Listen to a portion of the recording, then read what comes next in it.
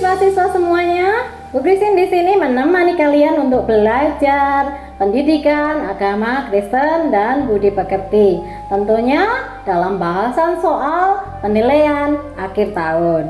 Untuk kelas 5, Bu Christine harap sudah siap di tempat kamu masing-masing ya. Kita mau mencoba menjawab soal-soal ini supaya kamu nanti boleh siap untuk mendapatkan nilai yang terbaik. Oke? Bagi Bapak Ibu guru sekalian, nanti bisa mendownload atau mengunduh daripada file soal dan juga file gizi lewat link deskripsi yang ada di bawah video ini. Juga kami nantikan pastinya like maupun subscribe-nya. Oke, supaya notifikasi terbaru bisa didapatkan dari channel ini juga. Ya, untuk awalnya pasti kita mau lihat kisi-kisinya terlebih dahulu ya. Di situ ada 14 materi pembelajaran. Ya.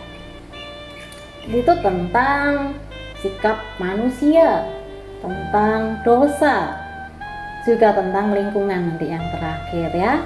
Kita mau lihat dahulu daripada kompetensi dasarnya, yaitu di 3.1. Untuk materi pembelajaran 1 dan 2 ya, menjelaskan bahwa manusia berdosa hingga perlu bertobat. Kemudian 3.2-nya untuk materi pembelajaran 3 dan 4 ya, tentang memahami dan menjelaskan karya penyelamatan Allah melalui Yesus Kristus. Ya, untuk kompetensi berikut adalah 3.3, memahami dan menjelaskan peran Roh Kudus dalam kehidupan orang yang sudah diselamatkan. Kompetensi yang terakhir adalah 3.4, menceritakan contoh cara hidup manusia baru yang sudah bertobat. Oke, nanti kita akan membuat soal ini menjadi 50 soal, yaitu 30 soal pilihan ganda. Kemudian di Romawi keduanya ada 15 soal isian. Untuk soal yang terakhir yaitu di Romawi ketiga. Di situ ada 5 soal huraian. Oke, siap semua? Kita mau lanjut ke soal materinya ya. Kita mau bacakan semua soal supaya kamu nanti bisa mengikuti dan tentunya mencoba menjawab tidak dengan asal-asalan ya. Jawab dengan baik supaya nanti kamu dapat nilai sempurna. Oke, nomor 1 kita lihat di Romawi 1 tentunya ya. Ketika jatuh dalam dosa, manusia telah kehilangan titik-titik. Untuk nomor 2-nya, semua manusia telah berbuat dosa karena titik-titik. Untuk nomor 3 di situ tentang perbuatan dosa yang menimbulkan dampak terhadap diri sendiri dan orang lain. Misalnya titik-titik. Untuk nomor 4, orang yang berdosa memerlukan juru titik-titik. Ya, nomor 5 sekarang. Salah satu nabi yang menubuatkan tentang kelahiran Tuhan Yesus adalah titik-titik. Oke, gampang. Nomor 6 juga di situ kita mau baca lagi, agar kebenaran ilahi bisa tersampaikan kepada manusia, maka Tuhan harus titik-titik.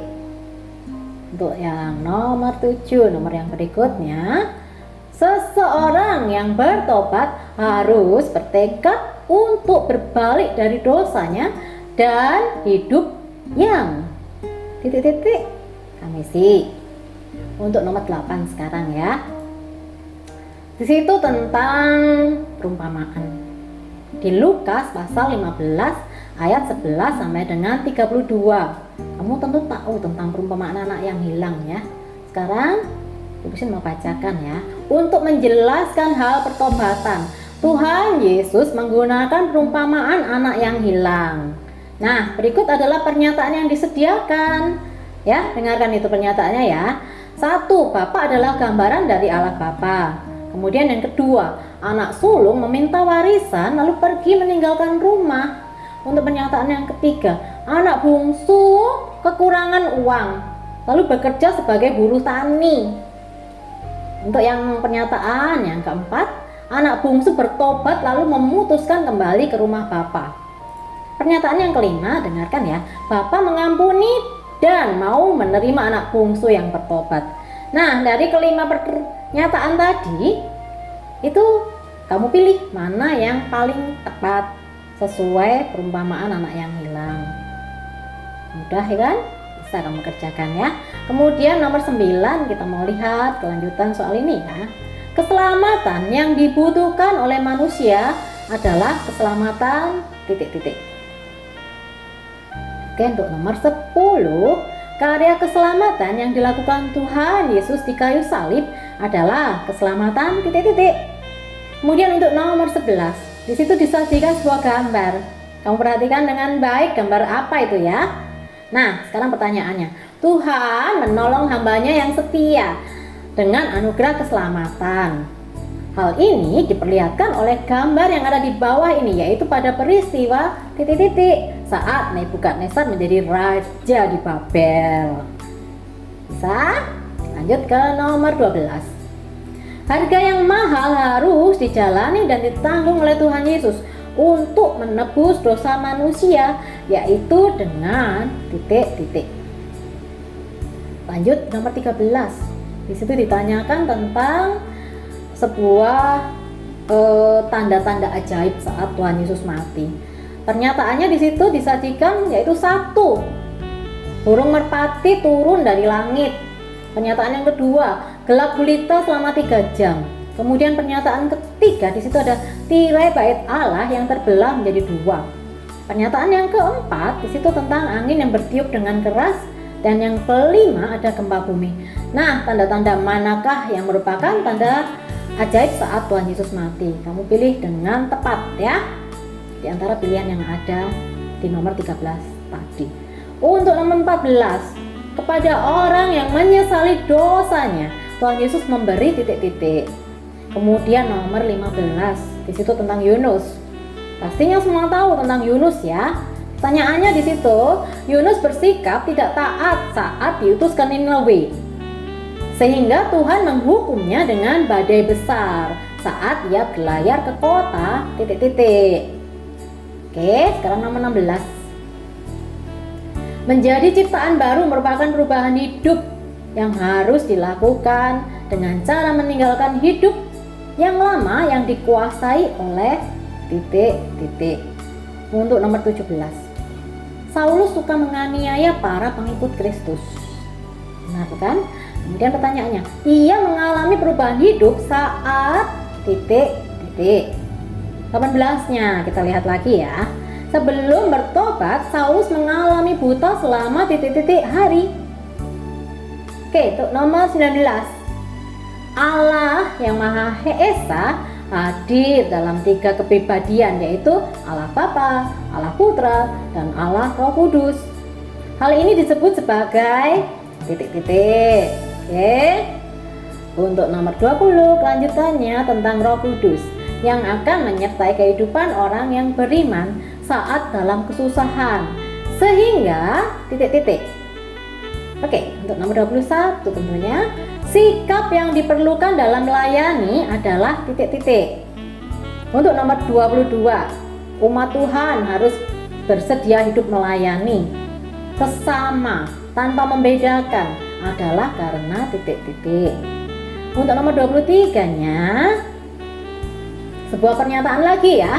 Kamu perhatikan dengan baik. Nomor 1 pernyataannya hidup bersyukur. Nomor 2 mengejar harta duniawi. Nomor 3 rajin dan setia. Kemudian pernyataan nomor 4 egois dan tidak peduli. Yang kelima pernyataannya tidak mudah putus asa. Nah, sekarang kamu lihat di situ ya. Sikap hidup yang dikehendaki Allah adalah titik-titik. Kamu pilih dari pilihan yang tertulis di situ. Yang paling tepat kamu berikan tanda silang. Kemudian 24, buah-buah kehidupan yang dihasilkan jika hidup menurut kehendak Allah. Pilih salah satu yang paling benar ya, yaitu titik-titik. Kemudian 25, jika masalah bisa diselesaikan dengan damai akan membuat hati merasa titik-titik. 26-nya tentang Filemon dan Onesimus. Nah, kamu dilihat di situ ya, ada Filemon dan hambanya Onesimus. berhasil didamaikan oleh Paulus dengan cara titik. Oke. Lalu di situ tentang 27 ya. Nomor 27 yaitu tentang Tuhan memberkati dengan berkat jasmani dan rohani. Hendaknya kita bisa menjadi saluran berkat bagi sesama yang membutuhkan. Pertanyaannya, saluran berkat artinya titik. Oke, sekarang nomor 28 tentang jemaat awal, jemaat mula-mula. Jemaat Kristen mula-mula hidup saling titik-titik satu sama lain dengan tulus ikhlas. Oke, sekarang lanjut ke 29. Itu tentang alam lingkungan sekitar kita ya. Alam yang tidak dirawat akan mendatangkan titik-titik bagi manusia. 30 yang terakhir untuk pilihan gandanya, kita bisa menjaga alam lingkungan dengan cara sederhana, misalnya dengan titik-titik. Oke, kita mau lanjut ke Romawi 2. Di situ ada pertanyaan-pertanyaan yang kamu harus isi dengan jawaban-jawaban pendek yang tepat. Oke, kita mau lihat nomor 31. Di situ ditanyakan tentang hubungan rohani antara Tuhan dan manusia putus disebabkan oleh karena titik-titik. Yang ke-32, dosa yang diturunkan oleh Adam dan Hawa kepada manusia, seluruh umat manusia disebut dosa titik-titik. Kemudian untuk nomor 33, upah dosa adalah titik-titik. Oke, 34. Janji induk berisi janji Tuhan tentang datangnya juru titik-titik. Untuk yang nomor 35, janji induk juga ya. Janji induk tertulis dalam kitab titik-titik 3 ayat 15. Nah, kamu isikan di situ kitab apa itu? Pasti bisa. Untuk 36, bertobat memiliki arti yaitu titik-titik. Untuk 37, setelah uang warisan habis, maka anak bungsu mencari makan dengan bekerja sebagai titik-titik. Oke, ingat tadi perumpamaan tentang anak yang hilang ya. Kamu bisa mengisinya di situ sesuai pertanyaan yang ada. Kemudian 38, anugerah Tuhan yang terbesar dalam kehidupan kita yaitu titik-titik. 39-nya, setiap orang yang menginginkan keselamatan harus datang pada titik-titik. 40, di situ tentang kalimat Tuhan Yesus saat mau meninggal ya, saat mau mati. Elai, Elai lama sabachthani, artinya Allahku, Allahku, mengapa engkau titik-titik aku? Begitu ya. Kemudian untuk nomor 41, hukuman Tuhan atas sikap Yunus yang menolak perintahnya yaitu titik-titik. Untuk 42, saat bertobat Saulus meminta dibaptiskan dan mengganti namanya menjadi titik-titik. 43-nya, nama lain dari Roh Kudus atau Roh Allah yaitu titik-titik. Untuk nomor 44, berbahagialah orang yang titik-titik sebab mereka akan disebut anak-anak Allah. Di situ diambil dari kitab Matius pasal 5 ayat 9 tentang ucapan bahagia ya. Kamu lanjutkan dengan mengisi sesuai bunyi nats kitab tersebut. Kemudian untuk 45 dari soal isian di Romawi kedua, sumber berkat sejati bagi kita semua adalah titik-titik. Oke, selesai kita di pembelajaran untuk Romawi 1 dan 2. Sekarang lanjut ke Romawi 3 ya. Masih semangat ya? Kita mau isi dengan itu kalau di Romawi 3 kamu harus mengisi dengan penjelasan, artinya kalimat yang lebih panjang ya, supaya uraian dari situ bisa terjawab dengan baik. Di nomor 46 di situ ditanyakan tentang jelaskan akibat melanggar perintah Tuhan. Bisa kan?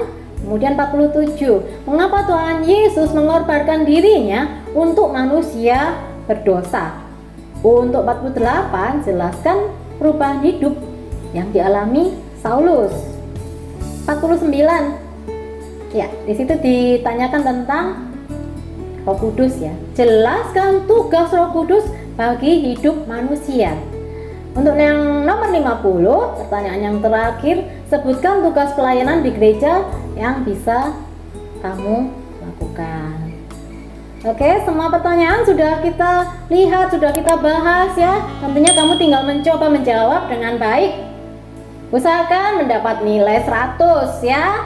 Kita mau bersuka cita ketika kita mendapatkan prestasi yang baik. Oke, sampai berjumpa lagi untuk pembelajaran selanjutnya. Selamat belajar, selamat menikmati kasih Tuhan. Kiranya Tuhan Yesus terus memberkati kita dengan damai sejahtera. Bye-bye.